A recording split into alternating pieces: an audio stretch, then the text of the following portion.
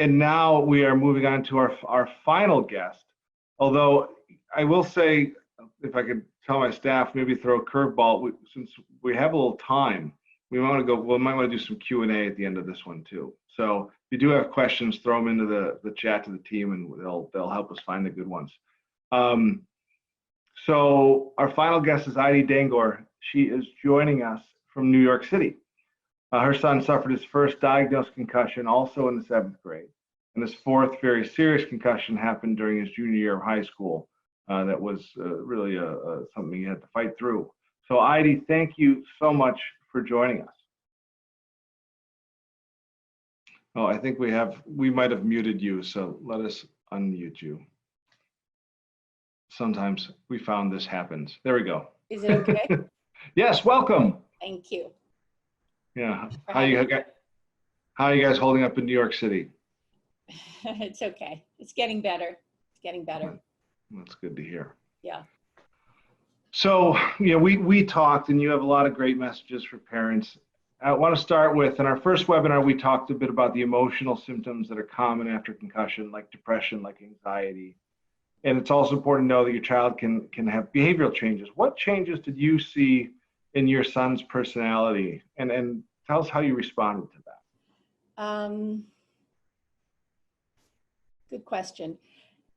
We didn't realize the severity of this last concussion right away. I had taken him to our pediatrician, although he had had concussions before, and she said if he does these things and it seems okay, if he can read for 10 minutes and you can increase it each night, he can go back to school. So we sent him back to school a little too soon. It was a mistake, a big mistake. And after he completed his first few days of school, there was a huge change in personality. My son is a pretty mellow, easygoing kid, and something happened. This brain injury caused, and all the stimulation I think he had when he was at school, socially and academically, caused a change in his behavior where he almost became manic. And that is so unlike him. It was scary. It was very scary. It burned out, but it lasted for quite a while. Mm-hmm. Yeah. And how did you respond to that? How were you able to sort of get through this new side of your son? Well, my husband was away, of course, on a business trip in Europe, so he wasn't around to see. He just saw the tail end. I just tried my best to engage in the conversations and keep up. It was exhausting. I would almost just collapse at the end of the night. I would just try to calm him down, listen to him, and just be there for him. That's the best I could say. Yeah. It sounds complicated. It was complicated. So yeah, well, I mean, you talked to me about this, like that daily emotional support. So a lot of the problems were emotional. So what is that? For other parents out there who are dealing with that emotional side, what does that day-to-day support look like, and how did you manage? Well, I think I told you early on, maybe less than 2 weeks after the injury. It was Valentine's Day, and I was out to dinner with my husband, and I got a call from my sister who had been called over to our apartment because my son just had this outburst, this temper outburst with his older sister, and it was bad. And so I had to come home, and it was so unlike him. It was another example of this change in behavior.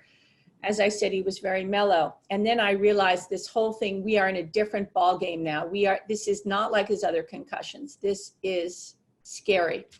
So that was February. I hardly left the house until he finished exams that year, end of July. I mean, I wasn't comfortable leaving for more than an hour or two. Wow. For a long time, yeah. Because I didn't know if he'd be depressed, if he'd be angry, who knows. It's really bad, really bad. Yeah. Thank God, it's passed. Yeah.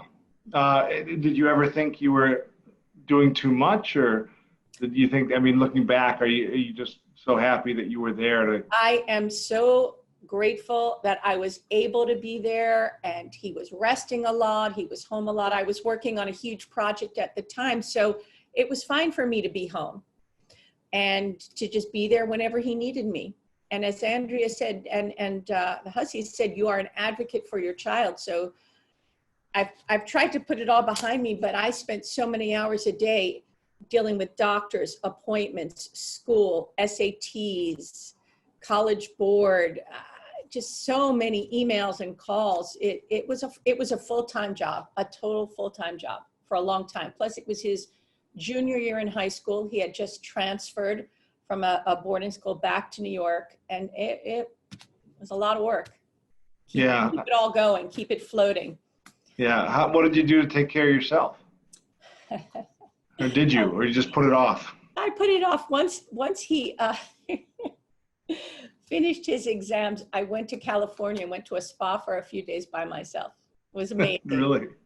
But I had a lot of support from friends through the period, but no, it was tough. It was tough. Yeah, no, I mean, that caregiver aspect is something where I mean, we've never really talked about post-concussion syndrome caregivers, but I think your story and the other stories are very clear. That's what you become.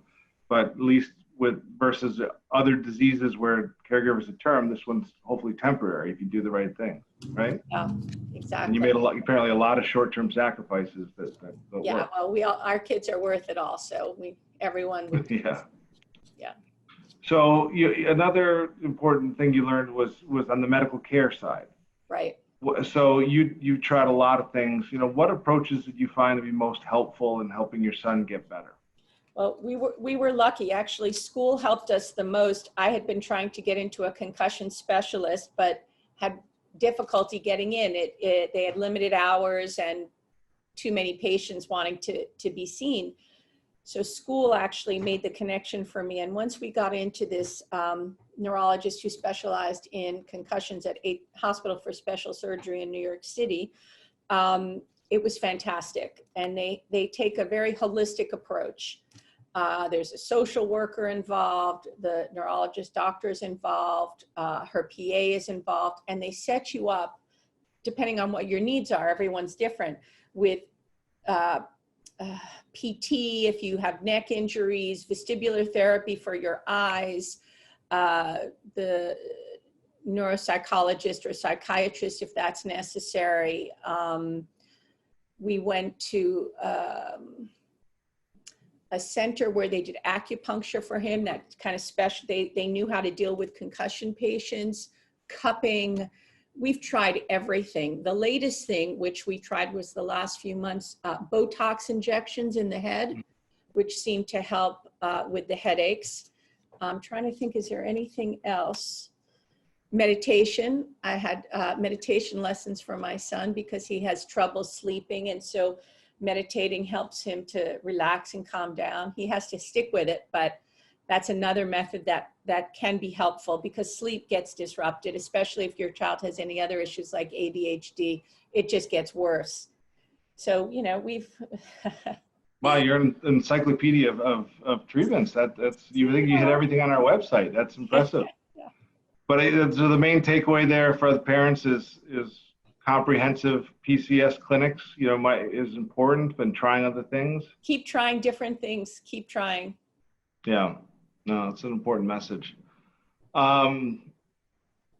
So I realized that I wanted to ask about caregivers, but I already asked about it. So what are the, well, I guess, how's your son doing now? I think one of the important things about these stories is that your children are all doing better.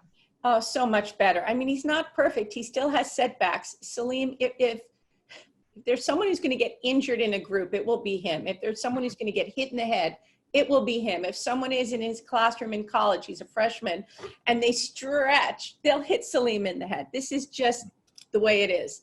But he's much better. He survived that horrible junior year and postponed taking the ACT until senior year. He did fine. He did well. He got into a school he wanted to get into, and he's happy. He still has setbacks, but he's doing really well. So it just shows, don't give up. It will be okay. Just Yeah. a bad day, How does, go ahead. tomorrow will be better. Right, right. And how does he look? How does he look back at this interruption in his life and this experience? It echoes Andrea a little bit because I think my son saw himself as an athlete, and not just hockey, but lacrosse. And I think lacrosse almost more than hockey, although he had the hockey injury and that put an end to everything. That's how he viewed himself as an athlete. It was so important to him. He loved it. It's how he spent his time. He was passionate about it. So he had to give that up. He's still searching for all these other things that he enjoys, but he found some other things. He enjoyed creative writing. He never put much into that before, and he became good at it. So he enjoys writing. He loves food. So, and writing and food, his senior year in high school, he joined together with another student, and they would interview neighborhood restaurants around school, and he had a lot of fun with that. So he's still finding himself and finding things that he enjoys. It's a process.